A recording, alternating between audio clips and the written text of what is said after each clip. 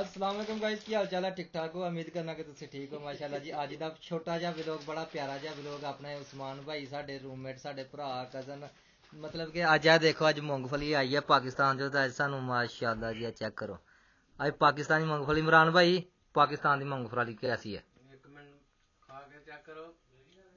हाय हाय हाय यार खुदा दी कसम, पाकिस्तान की सुगात, सऊदी अरब साडे रूम दे विच मूंगफली, सर्दियां की सुगात चेक करो जी, क्या बात है।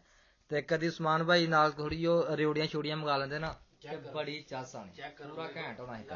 चेक करो जी माशाल्लाह, लम्मी लम्मी मूंगफली, ओए होए होए चेक करो बाबा जी। भाई अमर आ जाओ यार, कमर आ जाओ, उस्मान साहब आ जाओ यार। कितों ओदी ते चस ही नहीं बाबा जी। ਜਿਹੜੀ ਪਾਕਿਸਤਾਨ ਦੀ ਮੂੰਗਫਲੀ ਸੁਗਾਤ ਸਾਡੇ ਰੂਮ ਚ ਆਈ ਹੈ ਅਸਲ ਚਸ ਤੇ ਨਾਲ ਚਾਹ ਹੋ ਜਾਏ ਤੇ ਕਿਆ ਹੀ ਬਾਤ ਹੈ ਮੂੰਗਫਲੀ ਦਾ।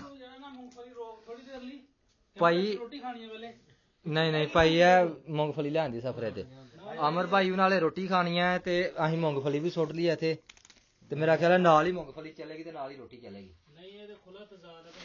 ਨਹੀਂ ਨਹੀਂ ਤਜ਼ਾਦ ਨਹੀਂ ਹੈ ਭਾਈ। ਉਸਮਾਨ ਭਾਈ ਆਜੋ इधर थोड़ी है भाई, अपने हाल दे, अपने हाल कैमरा मार, अपने हाल मैं मारा थे ਇਹ ਤਾਂ ਜਦੋਂ ਨਸੀਬੋ ਲਾਲ ਦਾ ਗਾਣਾ ਲੱਗਾ ਫਿਰ ਦੇਖ।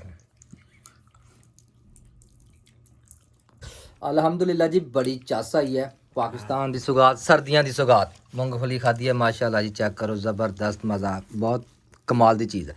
ਅਮਰ ਭਾਈ ਤੁਹਾਨੂੰ ਗੁੱਸਾ ਚੜਦਾ ਪਿਆ ਮੈਨੂੰ ਪਤਾ ਹੈ। पाँच जाएगा सामने ਪਚ ਜਾਏਗੀ ਇਨਸ਼ਾਅੱਲਾ ਪਚ